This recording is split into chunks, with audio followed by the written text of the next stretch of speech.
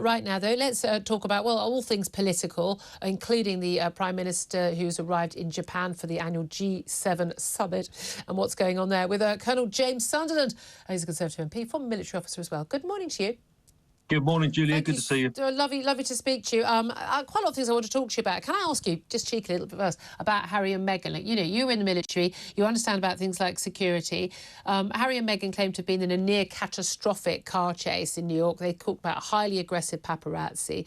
Those paparazzi aren't taking photos for my benefit. I don't care what Meghan looks like in the back of a cab, but an awful lot of her fans do. There's a market for those pictures, and that's why they follow them. What do you make of, not just the claims and the counterclaims, but the security surrounding a man who is, let's face it, a royal prince and his wife, but also a man who served in Afghanistan on behalf of his country and is a target because he has done that? What do you make of it? Well, Julia, there's lots in that. Of course, Prince Harry is still a prince.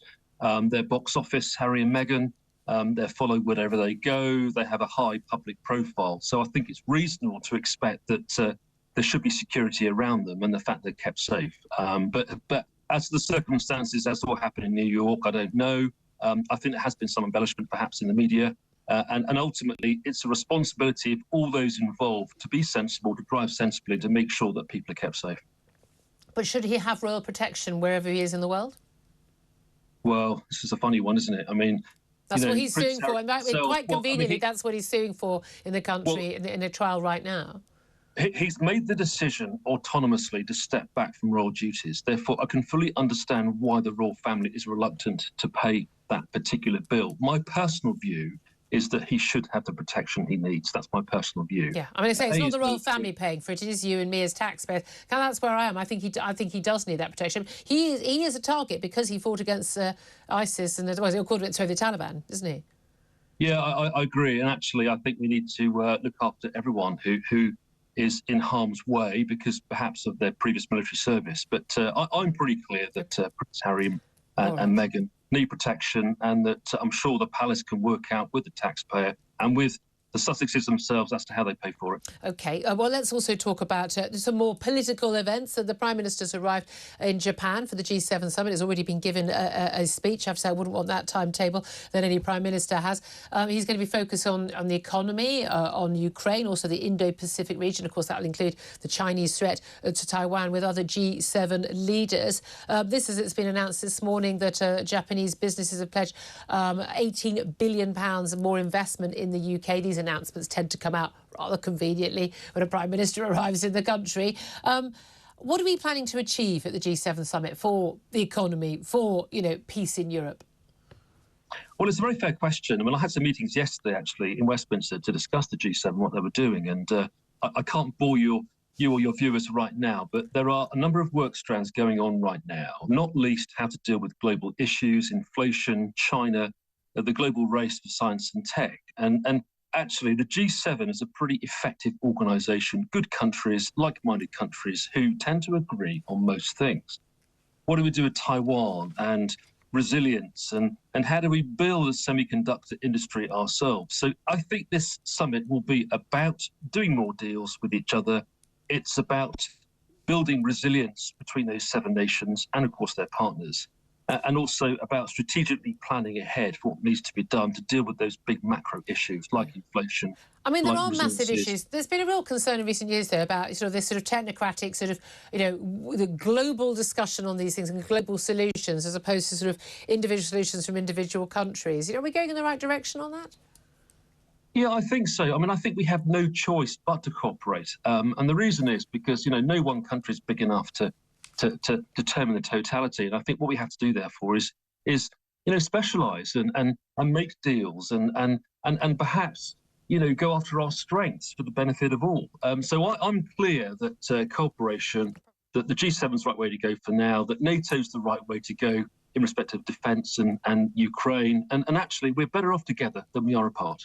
OK, right. Well, let's talk about being together. The latest migration figures. We're expecting new figures next week, which are going to show at least a 700,000 increase in the number of people coming to this country in the last year. And many are saying actually it could actually realistically be now. No, those figures always have a drag on them. Up to 1 million. It'd be 1.1 million according to the Home Office next year. And yet the Prime Minister, in interviews on the plane on the way to the G7 summit in Japan, has said he wants to cut legal net immigration. Although he didn't quite stand by the 2019 manifesto pledge of one of his predecessors, Boris Johnson, that overall numbers will come down. In 2019, net migration to this country was 226,000 a year. That was when we were inside the EU. We've left the EU. We no longer have free movement from the EU, but it's basically trebled in that time. Can we take the Prime Minister seriously when he says he wants to get legal net migration down? I think so. I think it depends upon Why? what the composition is of that particular figure. So, for example, let's work out what's in it. Is it students? Is it students and their families? Is it workers? Is it refugees and asylum seekers? I mean, the UK's got a very proud record of helping people from overseas. We've seen Ukrainian refugees come across from Hong Kong, Afghanistan. So let's work out what's in that figure first of all. But I'm completely clear. Brexit was about taking back control. We are taking back control because it's now in our gift to decide who comes in and what. But it's been in our gift for a few years and those numbers have continued to go up when the British public have made it very clear they don't want those numbers to go up. And now the Prime Minister is saying he wants to cut it. I mean, I know he's only been in power for 6 months, but I mean, he could cut it today. He could change the rules today. Yeah, the Home Office, I know, are looking at this point in time. We've had meetings this week to discuss that. But the absolute priority now is to deal with small boats. We're doing that through the illegal migration. That's a look over there thing. Look, no one's saying thinks it's a good idea to have people turning up on channel dinghies. We know that. But meanwhile, while we're looking over there and focused on that, over here we've got multiples of those numbers of people coming in. Yes, these are law-abiding people who are coming for economic reasons largely, joining family members, or coming as students, that's fine. But they all need somewhere to live. They all need to be registered with a doctor. They all, their kids, they need a school place. Their cars are on the road. They're going to be using water, using electricity on a grid. We are an already overcrowded country that is frankly barely functioning when it comes to public services. And we're just importing more and more and more people while we've got 3.9% of unemployment and 2.5 million on the sick. Come on. Look, I agree with you. I think ultimately the figure is too high, but we have to work out what they're doing here and why. And if these people are coming into the workforce and being put to good use and they're contributing and they're paying tax, then I've got no problem with that whatsoever. But you're absolutely right, because we have to pay our way. We can't keep writing now, this is the argument. They're contributing, they're paying tax. But, if you only need to earn about, 23, 24, 25 grand to be able to come here, and you've got a dependent spouse and kids, you're not a net contributor to this country. You're paying minimal tax, but you're taking public services that you are entitled to if you're here legally. But those public services are already overstretched. I agree with you, Julia. I mean, I get letters all the time from constituents. I can't get doctor surgeries and NHS waiting lists. I mean, our increasing population, our growing population, is not helping our services or our offer in terms of accommodation. We have work to do. But what we have to do to make a definitive judgment on this is to work out who these people are. We know who they are. They're coming here legally. I mean, I'm sure there's somebody, whoever's doing these figures, I'm sure in the Home Office, who could literally name every single person. They could just print it out. And if we don't know who they are, then something else is going horribly wrong. It's just, I don't know how many times, government ministers or MPs, talking on behalf of the government can tell us, yeah, this is something we should do something about. You've been in power for 13 years. I'm agreeing with you. I think ultimately we do have a problem with the workforce right now. Businesses locally in Bracknell and beyond can't get staff. We absolutely have to find more people.